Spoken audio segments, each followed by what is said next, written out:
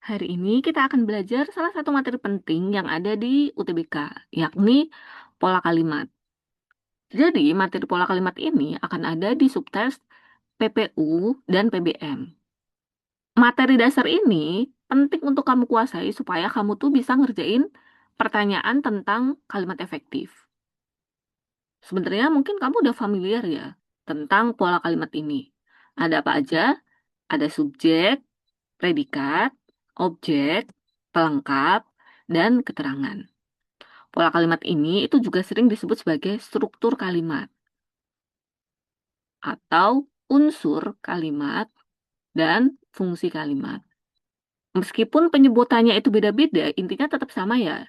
Yang dirujuk adalah hal yang berkaitan dengan SPOP keterangan. Nah, di sekolah itu kan juga sebenarnya udah dipelajari tentang subjek, predikat, objek, pelengkap, dan keterangan. Cuman, pembahasan yang ada di sekolah itu kadang terlalu umum gitu. Sementara di UTBK itu materi kalimatnya lebih dalam lagi. Jadi, kamu tuh emang harus benar-benar tahu dulu definisi dari masing-masing struktur ini. Kata kuncinya untuk setiap unsur ini itu gampang sebenarnya. Yang pertama, subjek itu adalah inti yang dibahas. Kemudian, predikat itu adalah penjelas subjeknya. Kemudian, objek itu hanya ada jika kalimat bisa dipasifkan. Pelengkap itu posisinya hanya bisa setelah predikat atau objek. Dan keterangan itu ciri-cirinya diawali preposisi atau konjungsi subordinatif. Dan posisinya itu bisa dipindah-pindah. Mungkin kalau lihat definisi yang sederhana ini, kamu akan bingung gitu ya. Maka dari itu, akan ada 3 video yang membahas seputar pola kalimat supaya kamu tuh nggak bingung gitu. Video ini akan membahas perihal subjek dan predikat. Kemudian video selanjutnya akan membahas objek dan pelengkap. Bedanya tuh apa gitu. Terus video terakhir itu akan membahas pelengkap dan keterangan. Kenapa penting membahas subjek predikat? Karena inti kalimat itu adalah subjek dan predikat. Jadi kalimat itu wajib punya minimal subjek dan predikat. Atau disebut juga sebagai unsur wajib. Jadi kalau misalnya kalimat itu nggak ada objek, nggak ada pelengkap, nggak ada keterangan, ya itu nggak apa-apa. Tapi kalau kalimat nggak ada subjek atau nggak ada predikatnya, itu disebut sebagai kalimat yang tidak efektif. Nah, nanti pembahasan lanjutannya itu ke kalimat efektif. Tapi kita harus paham dulu subjek dan predikat. Sekarang kita lanjut ke cara menentukan subjek dan predikat. Mungkin kalian udah paham gitu ya. Kalau subjek itu biasanya adalah pelaku atau orangnya. Kemudian predikat itu adalah kata kerjanya atau pekerjaannya kayak gitu. Tapi sebenarnya nggak sesederhana itu ya. Subjek itu bisa dicari dengan mengajukan pertanyaan apa dan siapa. Kemudian jawaban dari pertanyaan tersebut itu adalah subjeknya. Nah, yang perlu digarisbawahi itu adalah subjek tidak selalu pelaku atau kata benda. Jadi yang biasanya subjek itu orang gitu ya. Kalau dipelajari lebih lanjut, subjek itu sebenarnya nggak harus kata benda. Subjek itu bisa juga berupa nomina, verba, atau adjektiva. Kemudian kalau predikat, itu bisa dicari dengan cara mengajukan pertanyaan mengapa atau bagaimana. Kemudian jawaban dari pertanyaan tersebut adalah predikatnya. Dan penting lagi, predikat itu tidak selalu kata kerja. Sama kayak subjek, predikat itu bisa nomina, verba, atau adjektiva. Supaya lebih paham, kita ke contohnya ya. Ada 3 kalimat. Kalimatnya sederhana ya, namanya juga contoh gitu.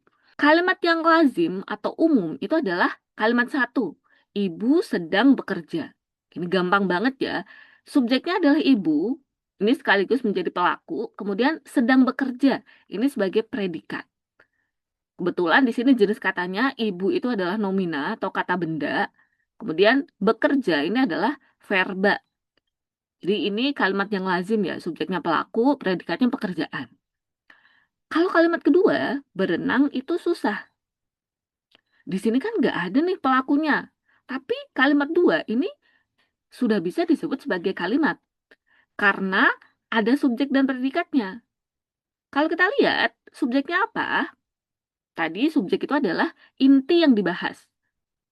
Berarti di kalimat dua, dari tiga kata ini, mana sih yang dijadikan inti pembahasannya? Tentu saja berenang ya. Makanya berenang itu adalah subjek, susah itu adalah predikat. Karena apa? Intinya berenang, kemudian susah itu kan menjelaskan berenang. Makanya di sini polanya adalah subjek predikat. Kemudian bersih itu sehat. Ini juga nggak ada pelakunya, nggak ada orangnya. Kalau dilihat dari jenis katanya, tadi kalimat dua, berenang itu verba, susah itu adalah adjektiva. Nah, di kalimat tiga ini, bersih itu adalah adjektiva, sehat itu juga adjektiva.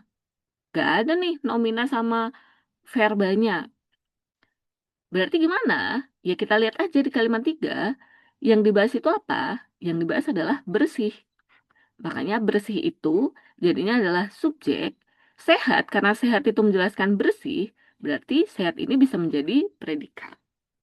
Ingat, subjek sama predikat, subjek itu nggak selalu pelaku, predikat itu nggak selalu pekerjaannya. Sampai sini paham ya? Kita lanjut ke kalimat-kalimat yang lainnya. Kalau kalimatnya pendek, itu gampang kita menganalisis pola kalimatnya. Tapi kalau kalimatnya itu panjang, nanti jadi buyar nih pengertian kita tentang subjek dan predikat. Kita mulai dari kalimat satu ya. Di sini ada 8 contoh kalimat. Kalimat satu, subjeknya adalah dia. Predikatnya adalah pintar. Subjeknya pelaku atau kata ganti orang. Pintar itu adalah adjektiva. Di sini bisa menjadi subjek predikat. Nah, tapi kalau misalnya kalimatnya itu berubah menjadi dia yang pintar, kalimat ini tuh jadinya perluasan subjek. Dia yang pintar, semuanya tuh jadinya subjek. Kata yang di sini berfungsi untuk meluaskan subjeknya, bukan menjelaskan subjeknya ya. Kalimat ini tuh kan nggak utuh. Dia yang pintar itu kenapa? Kan masih menimbulkan pertanyaan kan? Ini hanya menjawab pertanyaan siapa, tapi belum menjawab pertanyaan kenapa sih atau mengapa. Makanya kalimat dia yang pintar ini adalah kalimat yang tidak efektif karena dia hanya berunsur subjek, masih butuh predikat. Berarti di sini kata yang fungsinya itu untuk meluaskan subjeknya. Contohnya di kalimat dua nih, seekor burung yang tengah terbang, tertembak. Intinya apa? Yang dibahas itu adalah seekor burung yang tengah terbang. Itu menjadi subjek. Intinya apa? Intinya ya burung. Kemudian tertembak itu kan menjelaskan burungnya. Kenapa sih burungnya? Kayak gitu. Dia menjawab pertanyaan kenapa. Makanya di sini jadinya adalah predikat. Kemudian kalimat tiga ini juga sama ya, ada kata yang. Berarti subjeknya itu meluas. Warung mie ayam yang berada di belakang stasiun Bogor. Semuanya berarti jadinya adalah subjek. Karena ini tuh yang jadi intinya. Kemudian sangat terkenal. Terkenal itu kan menjelaskan warungnya. Ini disebut sebagai predikat. Kemudian 4. Mengikuti kata hati tidak selalu buruk. Subjeknya apa? Yang dibahas adalah mengikuti kata hati. Berarti ini subjek, tidak selalu buruk itu menjelaskan mengikuti kata hati. Berarti jadinya adalah predikat. Lanjut, dia seorang mahasiswa. Yang dibahas kan dia ya. Dia subjek, seorang mahasiswa, semuanya adalah predikat. Dan kalimat 6, rumah mewah itu kebanjiran. Yang dibahas rumah mewah. Berarti ini sebagai subjeknya, kebanjiran itu sebagai predikatnya. Karena kebanjiran ini menjelaskan rumahnya. Nah, kalimat 1 sampai kalimat 6 itu disebutnya sebagai kalimat normal. Karena apa? Karena polanya itu subjek dulu baru predikat. Tapi ada juga yang disebut sebagai kalimat inversi. Di matematika itu juga ada ya kata inverse gitu. Berarti itu kebalikan. Nah, Kalimat inversi itu adalah kalimat yang susunannya itu terbalik atau polanya itu terbalik. Kalau biasanya itu SP, kalimat inversi itu PS. Jadi P dulu baru S. Contohnya gimana? Misalnya di kalimat 7, telah terjadi kebakaran. Di kalimat 7 ini, yang dibahas apa? Kan bukan terjadinya. Terjadinya ini kan menjelaskan sesuatu. Yang dibahas adalah kebakaran. Makanya kebakaran ini tuh jadinya subjeknya. Terjadi itu kan menjelaskan kebakaran. Terjadi ini sebagai predikatnya. Kemudian kalimat 8, ada sebuah kesalahan yang tidak disengaja. Ingat di sini ada kata yang ya. Fungsinya bisa untuk meluaskan sesuatu. Berarti di sini yang dibahas apa? Sebuah kesalahan yang tidak disengaja. Itu subjeknya. Kemudian ada itu kan menjelaskan kesalahannya. Ada ini tuh jadi predikat. Berarti kalimat 7 sama kalimat 8 ini adalah kalimat inversi. Karena strukturnya itu P dulu baru subjek. Nah, sampai sini udah paham ya? Perbedaan subjek dan predikat. Intinya subjek itu adalah sesuatu yang dibahas di dalam kalimat dan predikat itu yang menjelaskan subjeknya.